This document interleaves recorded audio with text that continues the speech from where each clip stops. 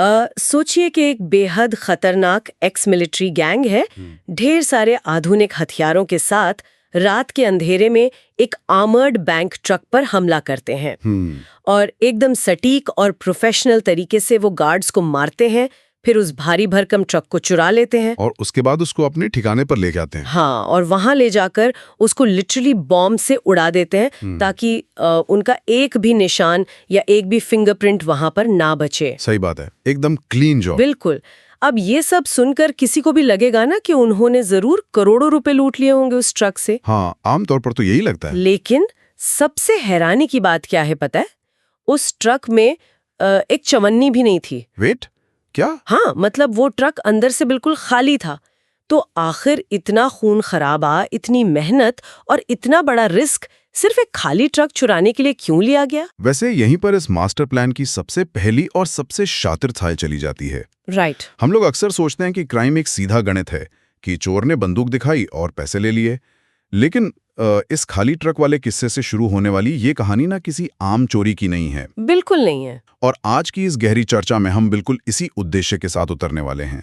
आज हम एक बेहद दिलचस्प YouTube वीडियो सोर्स का विश्लेषण कर रहे हैं जो फिल्म माया चैनल से लिया गया है। सही कहा, ये सोर्स डेन ऑफ थीव्स नाम की एक ऐसी मास्टरमाइंड हाइस्ट यानी चोरी की कहानी को एक्सप्लेन करता है जो किसी का भी दिमाग हिला दे। सच में हिला देने वाली कहानी है। हमारा मकसद आज सिर्फ इस कहानी को सुनाना नहीं है, बल्कि उस साइकोलॉजिकल वॉरफेयर, ध्यान भटकाने की जो कला होती है, और उस मास्टर प्लानिंग की परतों को उधेड़ना है जो इसे एक आम एक्शन थ्रिलर से अलग बनाती है। एग्जैक्टली। हम देखेंगे कि कैसे सबसे बड़ा खिलाड़ी वो नहीं होता जिसके हाथ में सबसे बड़ी बंदूक होती है।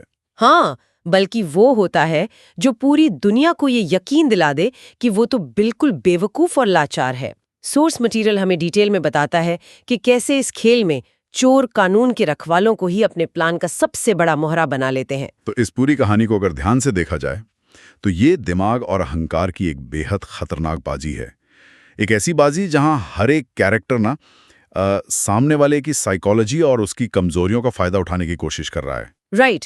खाली ट्रक वाली उस घटना के बाद सोर्स मटेरियल हमें दो ऐसी ताकतों से मिलवाता है जो एक दूसरे के बिल्कुल विपरीत हैं। हाँ, एक तरफ वो एक्स मिलिट्री चोरों का लीडर है जिसका नाम रॉय है, जो जेल से छूटा हुआ एक बेहद शातिर, कैलकुलेटेड और ठंडे दिमाग का इंसान है। और दूसरी तरफ है इस केस की छानबीन करने वाला डिटेक्टिव निक।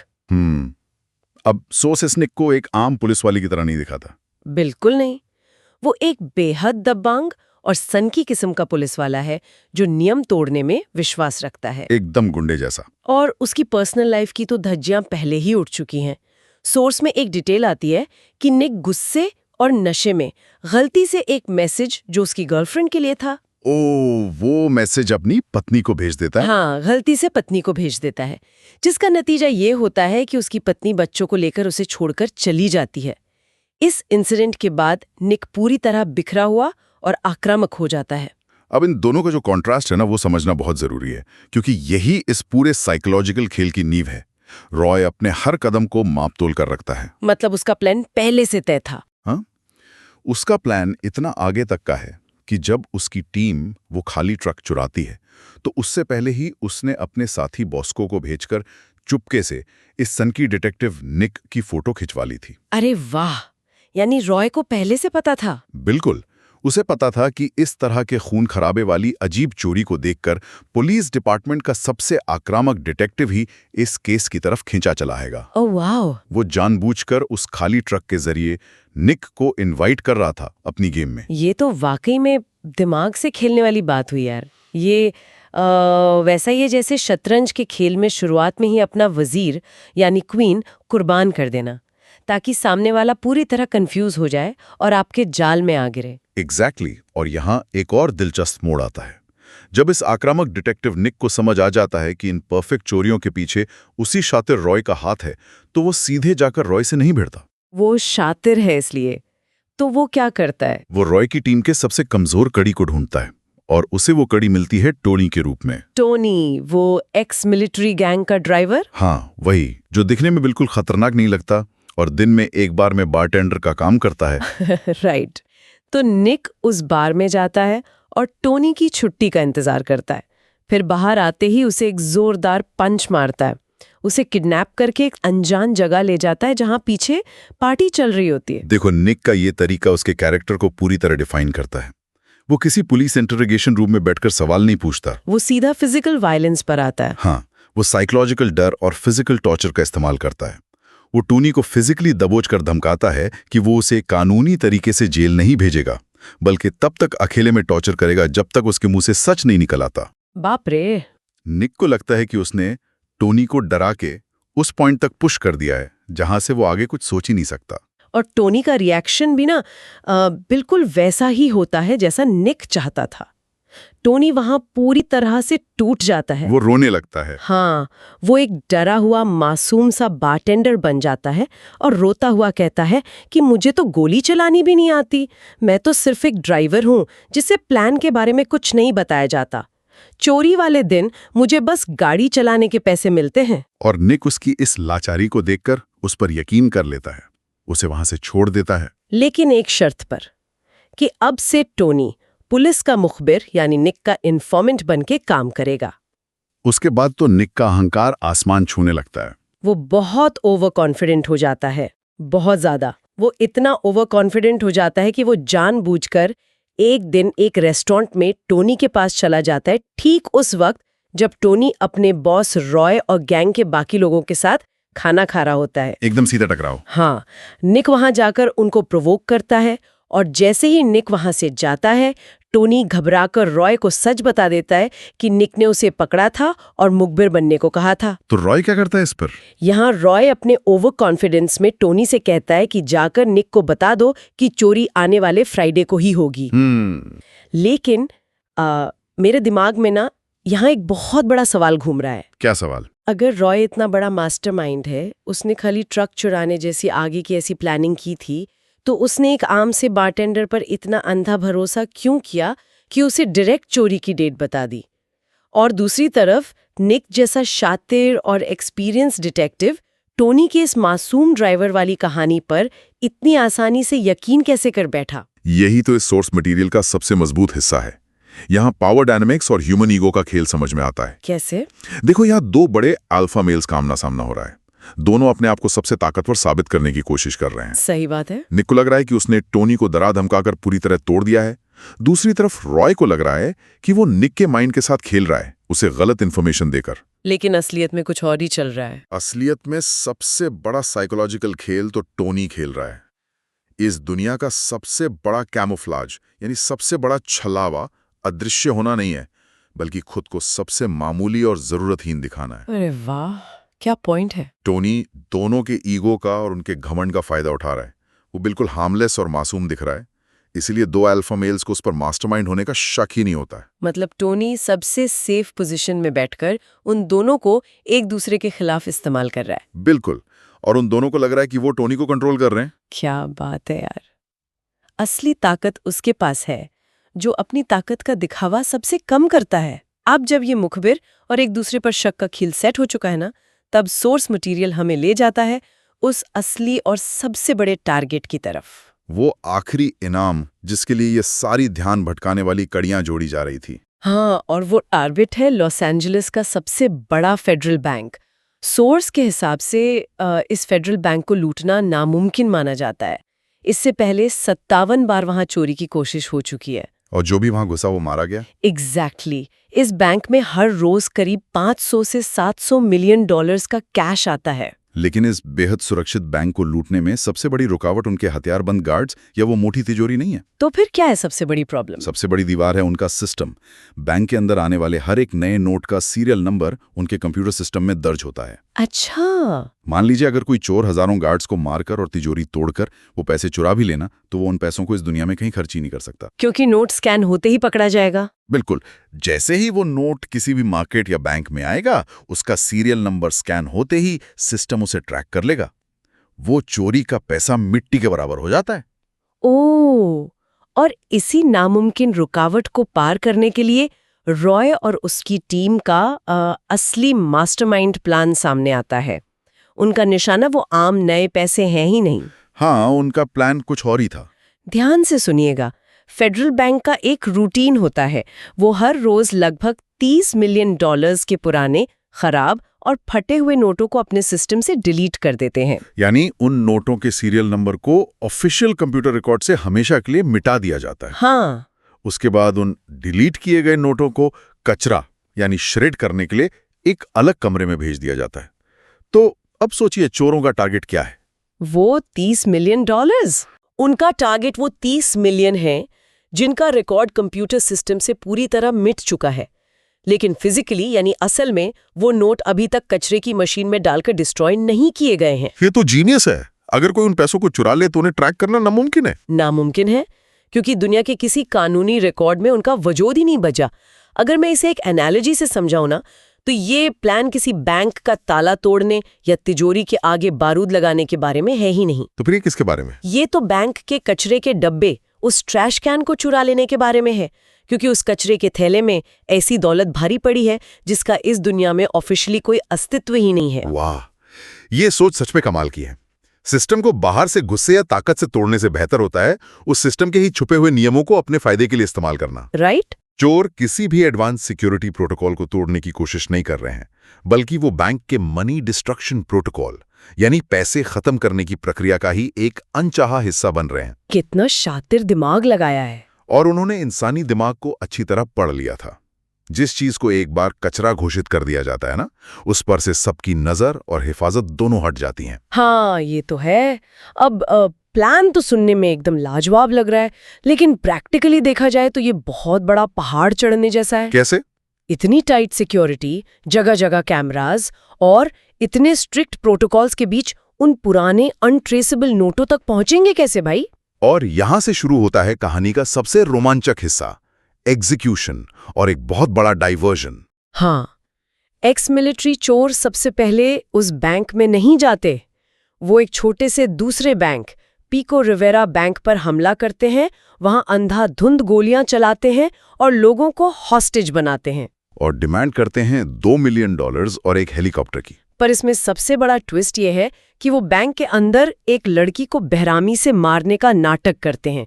ऐसी चीखें और आवाजें निकालते हैं कि बाहर खड़ी पूरी पुलिस फोर्स, जिसमें हमारा सन की डिटेक्टिव निक भी शामिल है, हाँ, उसका भी ध्यान पूरी तरह से इस छोटे बैंक की तरफ खिंच जाता है। और इसी को हम डाइवर्जन का एक क्लासिक मिलिट्री टैक्टिक कहते हैं। सामने वाले को एक ऐसी अफरा तफरी, एक ऐसी क्राइसिस में उलझा दो जहां उसके पास सोचने का समय ही ना बचे और उसका ध्यान आपके असल मकसद से पूरी तरह हट जाए। बिल्कुल। जब बाहर पुलिस इस छोटे बैंक पर फोकस कर रही होती है, उसी वक्त कहीं दूर बैठा इन चोरों का हैकर, जिसका नाम मैक है, वो अपना काम शुरू कर देता है। वो फेडरल बैंक की सिक्योर लाइंस को हैक करता है ना? हाँ, इस अफरा तफरी का एक मकसद ये भी था कि रेडियो ट्रैफिक इतना बढ़ जाए कि फेडरल बैंक को मैक की हैकिंग डिटेक्ट करने का वक्त और सिग्नल क्लियर ही ना मिले। ओह, तो ध्यान भटकाने के मल्टीपल लेयर्स थे। तो जब डिटेक्टिव निक को लगता है कि चोर इस छोटे बैंक के अंदर फंसे हुए हैं, असल में चोर वहां की तिजोरी के अंदर एक भारी धमाका करके फर्श में एक छेद बनाते हैं और अंदर ही अंदर अंडरग्राउंड सुअर टनल के रास्ते वहां से निकल जाते हैं। और जब तक निक और उसकी फोर्स अंदर घुसती है, तब तक बहुत देर हो चुकी होती है। हाँ, उन्हें समझ आता है कि किसी लड़की को गोली नहीं मारी गई थी और ये सब नाटक था। तब तक चोर आगे बढ़ चुके होते हैं। अब वो लोग उस खाली ट्रक का इस्तेमाल करते हैं जो उन्होंने कहानी की शुरुआत में चुराया था। वही ट्रक जिसको उन्होंने उड़ाने की एक्टिंग की थी। उस चोरी वाले ट्रक को उन्होंने बिल्कुल फेडरल बैंक के ऑफिशियल कैश डिलीवरी ट्रक जैसा पेंट कर लिया था। उस नकली ट्रक में पीको रिवेरा बैंक से लूटे हुए नए नोटों के बॉक्सेस भरते हैं और फेडरल बैंक के पिछले सिक्योर रास्ते से अंदर घुस जाते हैं। उनका मकसद नए नोट चुराना था ही नहीं, उन्हें तो सिर्फ बैंक के अंदर पूरी तरह घुसने का बहाना चाहिए था, ताकि वो नए नोट वहां छोड़कर वो पुराने 30 मिलियन अनट्रेसेबल नोट वहां से निकाल सकें। और अंदर जाने के बाद इस प्लान की एक एक डिटेल घड़ी की सुइयों की तरह काम करती है। टोनी, वो मासूम ड्राइवर, उन नए पैसों के एक बड़े बॉक्स के अंदर छुपा होता है। बाप रे! जैसे ही वो बॉक्स फेडरल बैंक के हाई सिक्योरिटी काउंटिंग रूम में लाया जाता है, उनका तीसरा साथी बॉस्को बाहर से बैंक का मेन पावर कट कर देता है। फिर अंधेरा हो जाता होगा पूरे बैंक में। हाँ, और अंधेरा होते ही काउंटिंग स्टाफ प्रोटोकॉल के हिसाब से कमरे से बाहर निकल जाता है। तब टोनी उस बॉक्स से बाहर निकलता है और अपने हाथ में रखी एक स्ट्रोब लाइट ऑन कर देता है। लेकिन यहाँ सोचने वाली बात यह है कि एक स्ट्रोब लाइट कैमरास को कैसे रोक सकती है भला? वो सोर्स समझाता है इसको अच्छे से।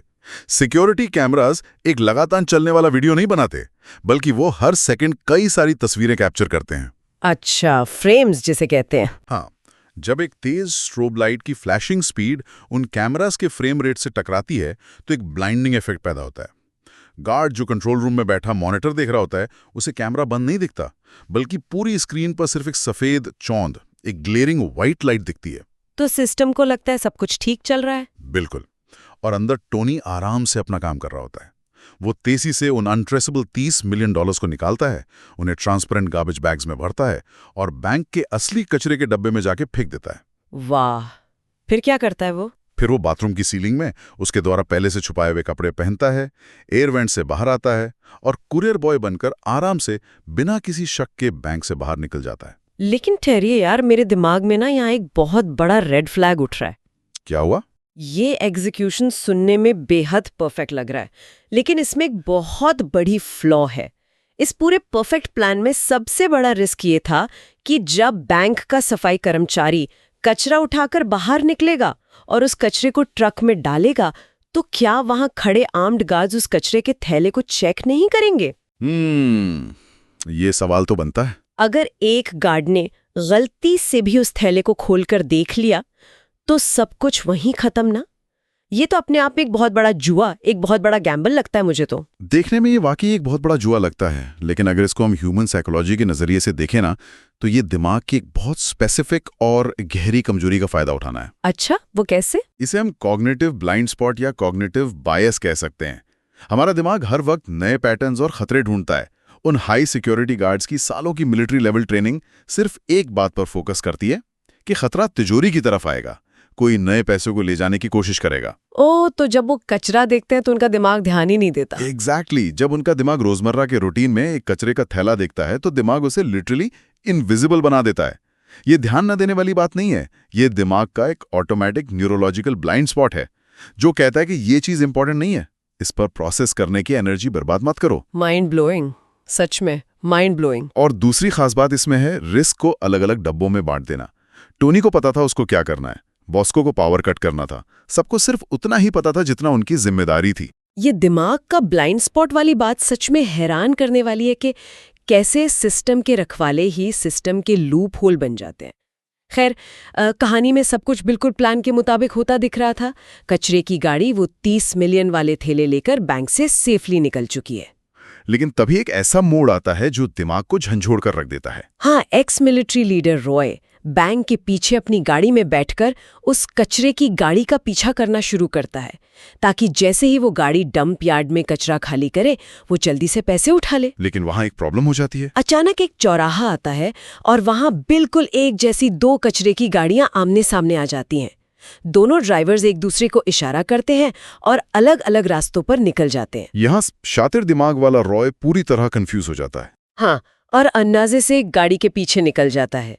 वो गाड़ी जब बाहर कचरा खाली करती है तो रॉय जल्दी से आकर वो पैसे वाले थैले निकालकर अपनी गाड़ी की डिग्गी में रख लेता है। और उस ओवर कॉन्फिडेंस और जल्दबाजी में ना वो बैग्स को खोलकर देखने की जरूरत भी नहीं समझता। उसी वक्त सब खेल पलट गया होगा। बिल्कुल, यहीं से पूरा खेल पलट जाता है, क्योंकि उसी वक्त दूसरी तरफ कानून का गुस्सा अपना असली रूप दिखा रहा होता है। सही कहा।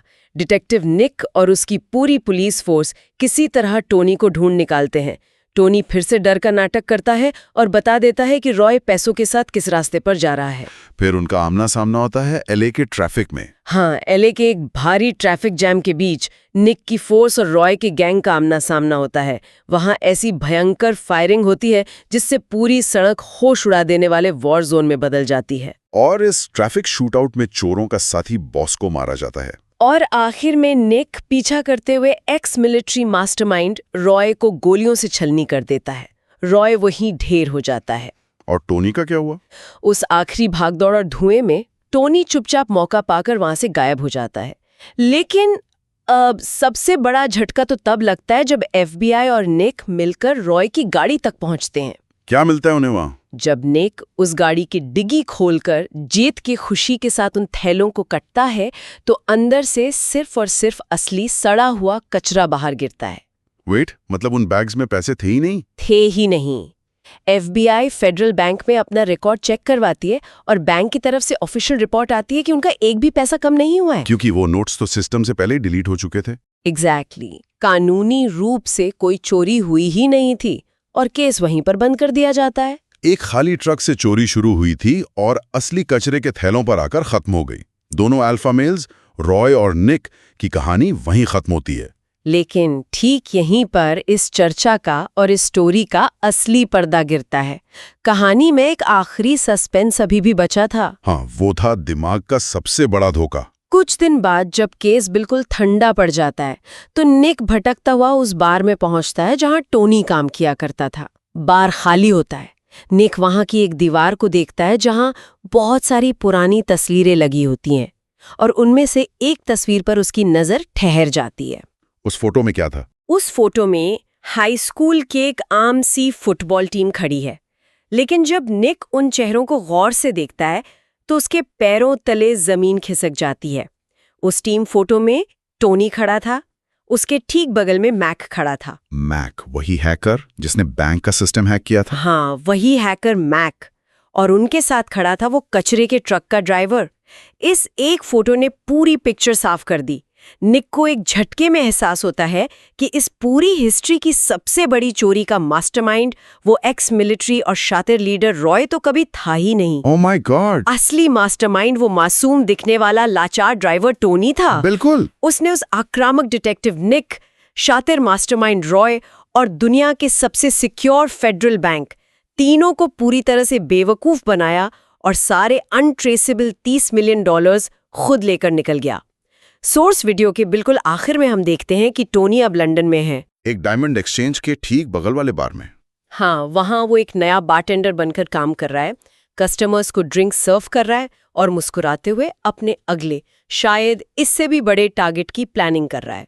मैं तो बस ये सोचकर दंग हूं कि टोनी ने रॉय को सिर्फ अपनी मसल यानी एक ताकतवर दीवार के रूप में इस्तेमाल किया और उस पुलिस वाले निक को अपनी क्लीन अप क्रू के रूप में, जो उसके निशान मिटा दे। और उसने दोनों को आपस में भिड़वा दिया?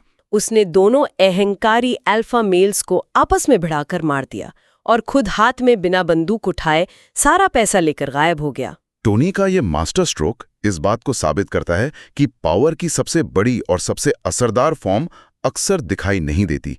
जो असली मास्टरमाइंड होता है वो कभी सामने आकर ललकारता नहीं है, शोर नहीं मचाता या गोलियां नहीं चलाता। वो बैकग्राउंड में रहकर सब कंट्रोल करता है। वो हमेशा बैकग्राउंड में रहता है और सिचुएशंस को ऐसे मैनिपुलेट करता है कि दूसरे लोग वही करें जो वो चाहता है।